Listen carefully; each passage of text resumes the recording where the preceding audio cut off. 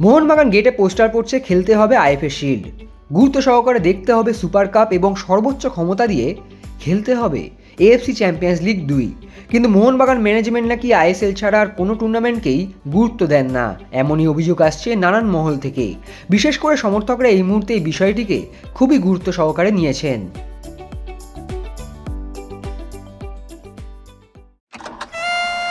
মায়েরা এবং বোনেরা, মহিলা মহল নিয়ে আবার এসে গেছি তোমাদের বেলাদি।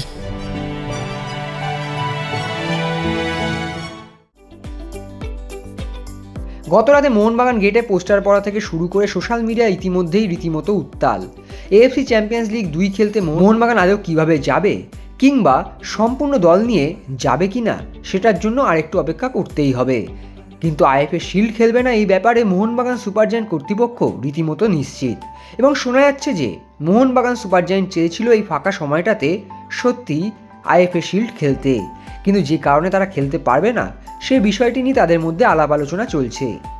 এক্সট্রা টাইমের নিজস্ব কোনো বক্তব্য নয়, বরং মোহনবাগান সুপার জায়ান্টের অন্দরমহলে কান পাতলে শোনা যাচ্ছে যে আসন্ন এএফসি এশিয়ান কাপের ম্যাচের কারণে জাতীয় দলের শিবিরের জন্য মোহনবাগানের মূল মাঝমাঠ সেটি সম্পূর্ণরূপে চলে যাচ্ছে জাতীয় দলে।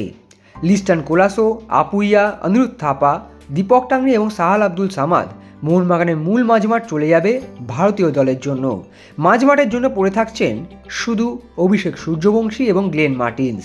এই অবস্থায় যদি ইস্টবেঙ্গল কিংবা অন্য কোনো বড় দলের বিরুদ্ধে ম্যাচ পড়ে সেক্ষেত্রে মোহনবাগান নিজেদের ক্ষমতা অনুযায়ী খেলতে পারবে না বলে মনে করছে মোহনবাগান সুপার জায়ান্টের থিঙ্ক ট্যাঙ্কের একটি বড় অংশ। সেই কারণে পূর্ণ শক্তি দল পাবে না বলেই তারা আইএফএ শিল্ডে কোনো সবুজ সংকেত এখনও দেয়নি, বরং লাল সংকেত দেওয়ার দিকেই পাল্লা ভারী। এই অবস্থায় আইএফএ শিল্ডও একটা বড় সমস্যার মধ্যে পড়েছে। Mohammedan Sporting Club, Diamond Harbour এফসির পর শোনা যাচ্ছে যে সুরুচি সংঘ ইউনাইটেড কলকাতাও তাদের ফুটবলারদের ছেড়ে দিয়েছে, ফলে আইএফএ শিল্ডও এখন বড় প্রশ্নের মুখে। সত্যিই কি আইএফএ শিল্ড করা সম্ভব হবে? এর পাশাপাশি মোহনবাগান দলও যদি অংশগ্রহণ করতে না পারে সেক্ষেত্রে সত্যিই চিন্তা বাড়বে আইএফএ কর্তৃপক্ষর। এখন দেখার শিল্ডের ভবিষ্যৎ কী।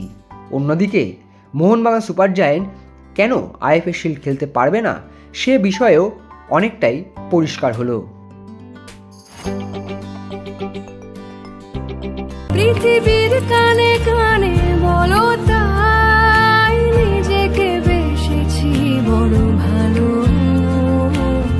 নিজেকে বেসেছি বড় ভালো। Extra time.